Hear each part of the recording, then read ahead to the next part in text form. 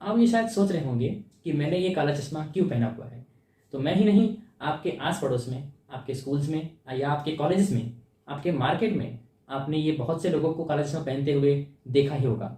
तो ये क्या है, ये काला चश्मा क्यों पहन रहे हैं लोग आजकल काला चश्मा? चलिए इसके बारे में जानते हैं।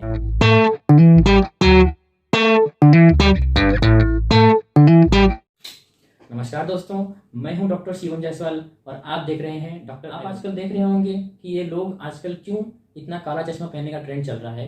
तो ये काला चश्मा का पहनने का ट्रेंड नहीं है, ये है आई फ्लू। अब आई फ्लू होता क्या है? आई फ्लू एक वायरल इन्फेक्शन है जो आपकी कंजक्टाइवा पे होता है। और कंजक्टाइवा क्या होता है? आपकी सफ़ेद पार्ट जो दिख रहा है आपकी आंखों में, इसके ऊपर एक छोटी सी पतली सी लेयर होती है जो कि बॉडी की सबसे थिनेस्ट लेयर है, उसे कहते हैं कंजक्टाइवा। और कंजक्टाइवा की इन्फ्लेमेशन को कहते हैं कंजक्टिवाइटिस। अब ये आपको लक्षण कैसे पहचाने जाएंगे कि आपको ये आई फ्लू हो गया है? तो आई फ्लू होने के सिम्टम्स हैं, आपको आंखों में चुभन होगी, आपको आंखों में रेडनेस होगी, आपको आंखों में लाइट की इनसेंसिटिविटी होगी, मतलब आंखों में चौंधापन होगा। जब आपको लाइट दिखेंगे तो आपको शायद आपको आंखों में चुभने लगे वो लाइट, आपको आंखों में खुजली होने लगेगी और आपकी आंखों से शायद पानी भी आने लगेगा। तो ये कुछ सिम्टम्स हैं आपके कंजक्टिवाइटिस के। तुरंत ही अभी आप अगर आपके सिम्टम्स दिख रहे हैं तो अपने डॉक्टर को सलाह लीजिए और तुरंत ही इसका इलाज करवाइए। तो दोस्तों, अब इससे बचा कैसे जाए या इसको ट्रीटमेंट कैसे की जाए? तो ट्रीटमेंट के लिए आप अगर जनरली आपको अगर आई फ्लू के लक्षण दिखते हैं तो एक सादा आम इंसान क्या कहता है कि मैं जाता हूँ मेडिकल स्टोर पे और ले लेते हूँ दवाई। और वो क्या देता है आपको कॉम्बिनेशन में? मेडिकल स्टोर वाला मॉक्सिफ्लोक्सासिन और डेक्सामेथासोन का कॉम्बिनेशन देता है, जो कि आप अगर अपनी आंखों में इस्तेमाल करते हैं तो इससे प्रॉब्लम कम नहीं और बढ़ भी सकती है शायद।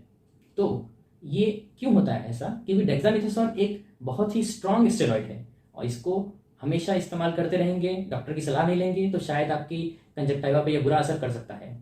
और शायद अगर आपने अच्छे से इलाज नहीं किया और ध्यान नहीं दिया और डॉक्टर के प्रिस्क्रिप्शन के बिना और अगर आप मेडिकल से ही स्टोर से लेते रहे तो ये शायद आपके ग्लाउकोमा भी डेवलप हो सकता है।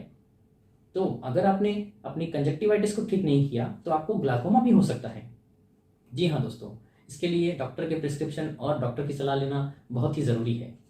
मैं आपको अभी कुछ ट्रीटमेंट बताऊंगा, लेकिन आपको ये डॉक्टर की सलाह पर ही ले सकते हैं। टीजी आई ड्रॉप जो कि एक लुब्रिकेटिंग एजेंट है, ओलिड आई ड्रॉप जो कि एक एंटीबायोटिक है, और अगर स्टेरॉइड के तौर पे यूज़ करेंगे तो ओलिप्रेड आई ड्रॉप दिन में 1 से 2 बार, जो कि माइल्ड स्टेरॉइड है। और वेसोकंस्ट्रिक्टर आपको यूज़ करेंगे तो मीजोल आई ड्रॉप आप यूज़ कर सकते हैं। इस तरीके से इसका प्रिवेंशन करना है, ये बहुत ज़रूरी है। तो जैसा कि आप देख रहे हैं कि मैंने पहले ही चश्मा पहना था, वैसे ही आप चश्मा पहन के थोड़ा स्टाइल तो दिखा ही सकते हैं। भले ही आपको डिजीज़ है लेकिन आप स्टाइल दिखा सकते हैं। अब इससे कैसे आप बच सकते हैं? तो आप चश्मा पहनेंगे तो इससे आपको 3 फायदे होंगे। पहली बात तो आप अगर आंखों में खुजली करने जाएंगे तो ये आपको आंखों पे एक परत जैसा बना सकता है। दूसरा, अगर आप आंखों पे टच नहीं करेंगे तो कहीं और हाथ नहीं लगाएंगे जिससे किसी और को इन्फेक्शन ना फैले। तीसरा, और आंखों को लाइट सेंसिटिविटी बहुत ज़्यादा हो जाती है, तो ये काला चश्मा पहन के आप लाइट को एटलीस्ट आप मोबाइल यूज़ कर सकते हैं। अगर कंप्यूटर पे काम करना हुआ तो थोड़ा बहुत आप काम कर ही सकते हैं, लेकिन मेरी सलाह में और डॉक्टर की सलाह में आपको कम से कम 1 हफ्ते की या 10 दिन की छुट्टी लेकर घर पर ही रहना चाहिए। आमतौर पर अगर बच्चे घर पे हों तब तो ये प्रॉब्लम बहुत बढ़ जाती है, क्योंकि बच्चे तो आपको काला चश्मा पहनेंगे नहीं तो ये आंखों में खुजली करेंगे, हाथों पे कहीं और रखेंगे, डोर खोलेंगे और डोर बेल बजाएंगे तो वहाँ पर किसी और का हाथ लग सकता है। अगर कहीं और हाथ रखा इन्होंने और किसी और ने उन्हें टच किया तो ये और भी दूसरों को फैल सकता है। अब आपको ये बच्चों के लिए कैसे करना है? तो बच्चों को बार बार हाथ सैनिटाइज करने के लिए लगाइए, हाथ साबुन से धोइए। अगर बच्चे स्कूल जाते हैं तो उनकी छुट्टी लेके उन्हें घर पर ही रखिए, उसके कपड़े थोड़े अलग कीजिए, उसका बिस्तर अलग रखिए। ये कुछ चीज़ें आपको ज़रूर करनी चाहिए ताकि घर में दूसरों को ना फैले या फिर सोसाइटी में किसी और को ना हो। दोस्तों, अभी आपको आयुर्वेदा पार्ट आपको थोड़ा सा मुझे बताना है। तो आयुर्वेदा में इसे नेत्र अभिसंधि भी कहते हैं। नेत्र अभिसंधि जिसे नॉर्मल भाषा में आंख आना भी कहते हैं। जी हाँ, जैसा कि हमारे सुश्रुत जी ने कहा है कि ये नेत्र अभिसंधि छुआछूत की बीमारी है। छुआछूत मतलब जो छूने से फैल सकता है। हाँ, ये एक बहुत बड़ा मिथ है, या आप इसे कुछ ऐसा भी कह सकते हैं कि लोग मानते हैं कि ये देख लिया किसी ने तो उसको भी हो जाएगा। नहीं नहीं, ऐसा नहीं होता। तो ये आपको देखने से नहीं फैलता। हाँ, अगर किसी इंसान ने इसे छू लिया और आपको हाथ लगाया कहीं और, तो अगर उस दूसरे इंसान ने उसी जगह पे हाथ लगाया या उसके कपड़े इस्तेमाल किए तो वह ज़रूर उसे हो सकता है। तो दोस्तों, आपको इसके लिए आयुर्वेदा में क्या करना है? तो दोस्तों, अब इसे शीर सेंधो परिषेक, इसके बारे में थोड़ा सा मैं बताऊंगा आपको। शीर सेंधो परिषेक मतलब, शीर मतलब दूध, सेंधो मतलब नमक, और परिषेक मतलब धोना। ये आप छोटा सा इसका डिस्क्रिप्शन मान सकते हैं, लेकिन इसका अर्थ ऐसा नहीं। शीर सेंधो परिषेक कैसे करना है? पहले आप 80 ग्राम मलाई लीजिए और उसमें 320 ग्राम पानी डालिए और उसमें 10 ग्राम सेंधा नमक डालें। जी हाँ, सेंधा नमक ही डालें, और उसको 5 मिनट तक सिर्फ आपको उबालना है। 5 मिनट तक उबालने के बाद उसके बाद उसे ठंडा होने दें।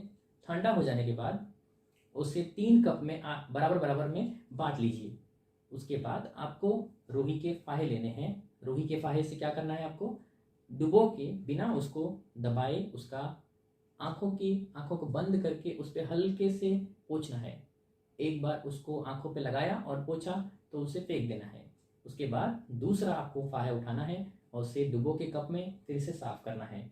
ये नहीं करना है आपको कि इस आंख में उसी साफ किया और दूसरे में उसी साफ किया। जी हाँ, ऐसा बिल्कुल नहीं करना है, वरना अगर एक कंजक्टाइवाइटिस आपकी आंखों में है तो दूसरे में फैल सकता है।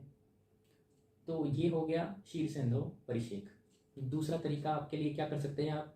तो गुलाब जल से आप 4 बार अपनी धो सकते हैं। 2-2 बूंद आपकी आंखों में गुलाब जल डालने के बाद आपको थोड़ा राहत मिल सकता है। तीसरा आप क्या कर सकते हैं? आधा लीटर पानी लीजिए।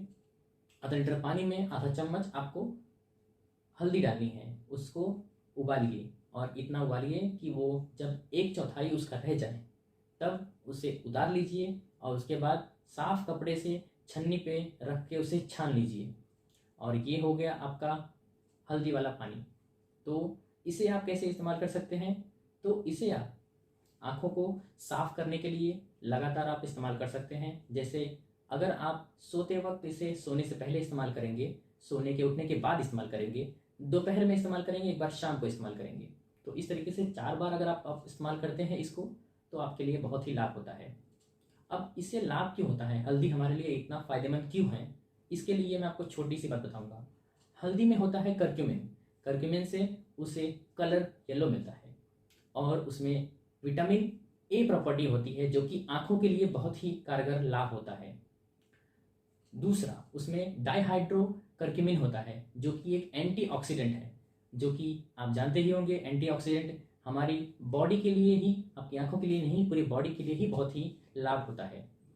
तीसरा, शहद और गुलाब जल को मिला करके उसके बाद आप रूही के फाहे लीजिए, उसी तरीके से डुबोइए और बिना उसको दबाए अपनी आंखों को साफ करके एक रूही से फाहे से फेंक दीजिए। दूसरा, आप रूही के फाहा लीजिए, उसे फिर से डुबोइए और दूसरा उसे साफ करके फिर से उसे फेंक दीजिए।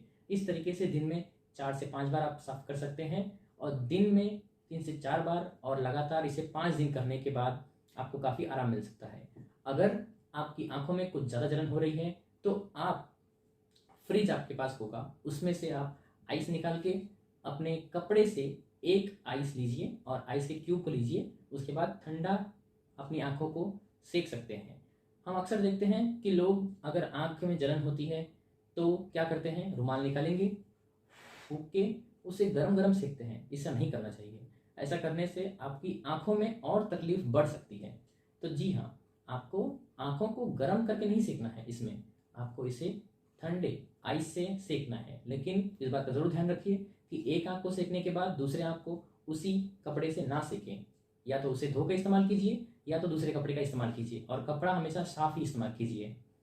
और एक बात मैं आपको बता देना चाहता हूँ कि बहुत लोग क्या करते हैं कि पानी का इस्तेमाल करते हैं आंखों को धोने के लिए।